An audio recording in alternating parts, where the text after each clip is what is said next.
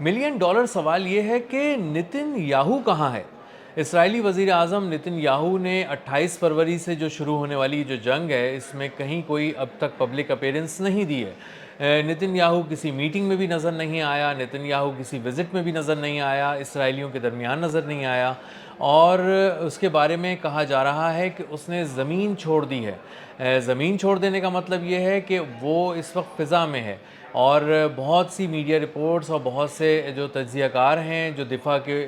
معاملات پہ نظر رکھتے ہیں، وہ یہ بتا رہے ہیں کہ نتن یاہو اپنے وقت کا 90% جو ہے وہ فضا میں گزارتا ہے، اپنے پلین میں گزارتا ہے، اور وہ پلین بھی جو اس کا ونگز آف زائون کے نام سے ہے، اس کا آفیشل پلین ہے، وہ مختلف ممالک میں لینڈ کرتا اور وہاں سے ٹیک آف کرتا نظر آتا ہے۔ فلائٹ ریڈار کی رپورٹس بھی بتا رہی ہیں کہ نتن یاہو کا پلین جو ہے آفیشل پلین ہے وہ برلن کی طرف دیکھا گیا کچھ دنوں پہلے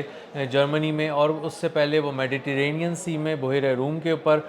فلائی کرتے ہوئے دیکھا گیا، لیکن وہ تل ابیب میں نہیں ہے، وہ کسی اور شہر میں کہیں اپنی اپیرنس نہیں دے رہا نتن یاہو، اور کسی میٹنگ میں شامل نہیں ہو رہا۔ نتن یاہو کے بارے میں کہا جا رہا ہے کہ اس نے کوئی ایسی 3 میٹنگز ہیں جو اس کو اٹینڈ کرنی تھیں لیکن اس نے اٹینڈ نہیں کی، یا وہ اٹینڈ کرنے کے لیے پہنچا تو بہت ہی جلدی وہاں سے نکل گیا اور وہ میٹنگ صحیح سے شروع بھی نہیں ہو سکی، اور ان میٹنگز کے بعد اور ان میٹنگ سے پہلے وہاں پر میزائل حملے ہوئے، ایران کی جانب سے اٹیک ہوئے، اور بہت ہی ون آف دا ڈیڈلیسٹ اٹیکس کہا جا رہا ہے اس کو،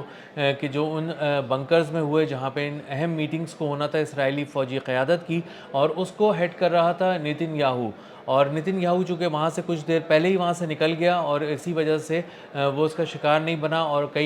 اور کئی جگہ کہا جا رہا ہے کہ جو قیادت اس وقت فوجی قیادت اسرائیل کی وہاں موجود تھی وہ اس کا نشانہ بنی، لیکن اس کی ابھی تک کوئی مصدقہ میڈیا رپورٹس نہیں ہیں، لیکن یہ ضرور ہے کہ کچھ ایسے بنکرز جو فوجی استعمال کے تھے انہیں اڑا دیا گیا ہے ایران کی جانب سے، اور وہ بنکرز جو زیر زمین بھی تھے،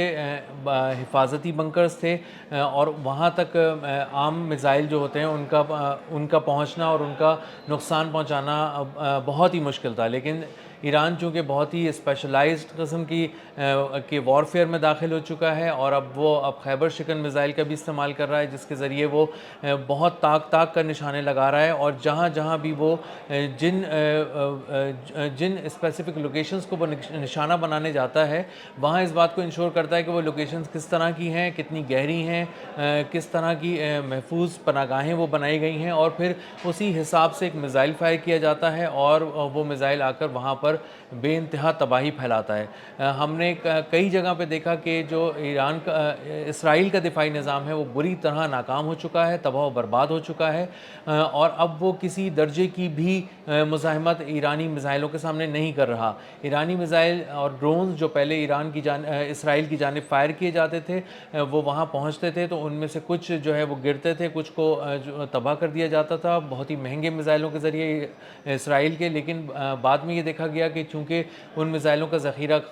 کم ہوتا گیا اور اس کے بعد آخر میں ختم ہو گیا، تو اس کے بعد جب ایران کے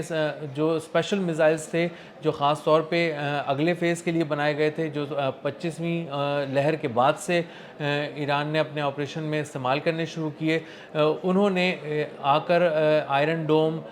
ڈیوڈ سلنگ اور اس طرح کے ایرو 3 جو نظام تھے، دفاعی نظام جو ملٹیپل ٹارگٹس کو شوٹ کرنے کی صلاحیت رکھتے تھے، وہ بھی ناکام ہو گئے، انہیں بری طرح تباہ کر دیا گیا۔ جب یہ سارے نظام تباہ ہو گئے تو اس کے بعد لوگوں نے دیکھنا شروع کیا کہ کس طرح آ کے وہاں پہ میزائل گر رہے ہیں ایران کے، اور کس طرح سے بہت ہی اہم تنصیبات، فوجی تنصیبات، تیل کے ذخائر، اس کے علاوہ کچھ اور اہم جگہیں جہاں پہ ان کے شیلٹرز ہیں ان کو بھی ایرانی میزائل جو ہیں بہت آسانی سے نشانہ بنا رہے ہیں۔ تو ایسے حالات میں جب اسرائیل بری طرح ایرانی میزائلوں کی زد پر ہے، تباہی وہاں پھیل چکی ہے، اور اگر آپ ایک بہت ہی طاہرانہ سی نظر بھی ڈالیں فوٹیجز پہ تو نظر آتا ہے کہ جو حال پہلے غزہ میں تھا وہ اب اسرائیل کا حال ہو چکا ہے۔ تل ابیب میں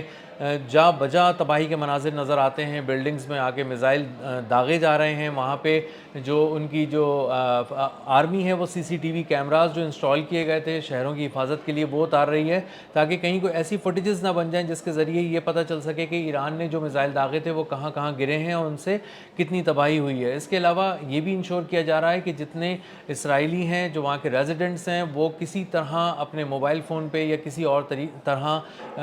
کوئی ویڈیو شوٹ نہ کریں، کوئی تصویر شوٹ نہ کریں تباہی سے متعلق، جس کے بارے میں کل کو دنیا یہ دیکھ سکے کہ اسرائیل میں ایرانی میزائلوں نے کتنی تباہی مچائی تھی۔ نتن یاہو اپنی قوم کو چھوڑ کر فرار ہو چکا ہے، اپنے لوگوں کو چھوڑ کر فرار ہو چکا ہے، وہ اس وقت اسرائیل میں کسی ایک مقام پہ بھی نظر نہیں آ رہا، کسی ایک جگہ پہ اس کی اپیرنس نہیں ہے، فوجی میٹنگز کے اندر بھی نہیں ہے، کچھ ملٹری سائٹس کا اس کو وزٹ کرنا تھا وہ منسوخ کر دیے گئے، اور کہیں پہ اس وقت نتن یاہو نظر نہیں آ رہا۔ یہ بھی بتایا جا رہا ہے کہ امریکہ کے کچھ خاص پلینز ہیں جو اس کی حفاظت کر رہے ہیں اور وہ فضا میں ہے، اور بحیرہ روم کی طرف بھی گیا، لیکن اس وقت اسرائیل کی زمین پہ لینڈ نہیں کر رہا، وہی زمین جس کے بارے میں نتن یاہو کہتا تھا کہ میری زمین ہے، اور یہ یہاں پر اس کی اپنی زمین اس کو قبول نہیں کر رہی، اور وہ اس وقت فضاؤں میں چکر لگانے اور گردش کرنے پر مجبور ہے اور اپنی زمین پر قدم نہیں رکھ پا رہا۔ جو ایران کے اٹیکس ہیں وہ پہلے سے زیادہ شدید ہو چکے ہیں، اور انہوں نے اب بہت سی ایسی اسٹریٹجک لوکیشنز کو، جیسے حیفا میں ایک آئل ریفائنری کو نشانہ بنایا، ایسی کچھ اہم لوکیشنز ہیں جن کو نشانہ بنانے سے اب یہ پتہ چلتا ہے کہ ان کی اکنامک نرو کو بھی نقصان پہنچا رہے ہیں، یعنی معاشی جو شہرگ ہے اسرائیل کی اس کو بھی اب کاٹا جا رہا ہے، اور ایران نے اسی وقت کے لیے اپنے بہت سے خاص قسم کے میزائلز اور خیبر شکن اور بیلسٹک اور ہائپر سونک کچھ میزائل تیار کر کے رکھے ہوئے تھے اور ان کو استعمال نہیں کیا تھا، اسی وجہ سے کہ جب ان کا پورا حفاظتی نظام جو دفاعی نظام ہے، آئرن ڈوم جس کے بہت چرچے تھے دنیا میں، بری طرح ناکام ہو گیا، پرخچے اڑ گئے اس کے، جب وہ تباہ ہو جائے گا تو اس کے بعد ان میزائلوں کو لایا جائے گا اور ان کے ذریعے بہت تاک کر بہت ہی اسپیسیفک لوکیشنز پہ نشانہ بنایا جائے گا۔ تو اب ایک طرف معاشی شرح کاٹی جا رہی ہے اسرائیل کی، دوسری طرف فوجی قیادت جو ہے وہ بھاگ چکی ہے، نتن یاہو سے لے کے کوئی جنرل وہاں پہ نظر نہیں آ رہا، فوجیوں کو لیڈ کرنے والے کوئی نہیں ہے، فوجی جو ہیں وہ اپنی ویڈیوز بنا رہے ہیں وہاں پہ، اور ویڈیوز میں وہ یہی کہہ رہے ہیں کہ ہم اب ایسے وقت کے لیے بھرتی ہوئے تھے کہ جس میں ہم اپنے ملک کی حفاظت کریں، لیکن تم تو ہمیں بے موت مروانے کے لیے تم نے ہمیں چھوڑ دیا ہے، اور ایک ایسے دشمن کے سامنے چھوڑ دیا جو ہمیں نظر ہی نہیں آ رہا اور جس کے میزائل کہیں سے بھی فضا میں آتے ہیں اور اچانک وہ رفتار پکڑتے ہیں، جیسے ہم نے ہائپر سونک کی مثال دیکھی کہ وہ ایک روشنی کی صورت میں آسمان پہ نظر آتا ہے میزائل، اور اس کے بعد لمحوں میں آ کے زمین پر گرتا ہے اور تہس نہس کر دیتا ہے اس جگہ کو جہاں پر آ کے وہ گرتا ہے۔ ایرانی حملوں کے خوف سے جو اسرائیل کے لوگ ہیں وہ بھی اپنا ملک چھوڑ کر بھاگ رہے ہیں، ایسی فوٹیجز آ رہی ہیں، کچھ لوگ ایئرپورٹس پہ جا کے بیٹھ گئے ہیں کہ جیسے ہی ایئرپورٹ کھلے گا وہاں سے چلے جائیں گے، کچھ لوگ پہاڑوں کی طرف سے اترتے ہوئے نظر آ رہے ہیں، ان کو اندازہ ہو گیا ہے کہ جب ہمارا لیڈر، جب ہمارا وزیر اعظم بنجامن نتن یاہو اس ملک کو چھوڑ کر بھاگ گیا ہے اور ہمیں بے آسرا چھوڑ کر چلا گیا ہے، تو اب ہمارے پاس ہم کس کے پاس جائیں، کس سے بات کریں اور کس سے اپنی حفاظت کی توقع کریں، اور اسرائیلی آرمی جو بظاہر وہاں پہ نظر نہیں آ رہی ہے اور اس کے جنرلز بھی غائب ہو چکے ہیں، تو اس کے بعد عوام کا اندازہ یہ ہو رہا ہے کہ بنکرز کے اندر بھی وہ نشانہ بن رہے ہیں اور ایرانی میزائل ہر طرف گر رہے ہیں اور ان کو ہاسپٹلز تک بھی ایکسس نہیں ہے، حکومت جو ہے وہ اسرائیل میں ایک عملی طور پر معطل ہو چکی ہے، مفلوج ہو چکی ہے، اور عوام جو ہے وہاں کے وہ اس وقت جو ہے وہ ایران کے میزائلوں کے سامنے ہیں اور اسی طرح کی جو تباہی جنگ ان کے دروازے تک لے آیا ہے اس کے رحم و کرم پر ہیں۔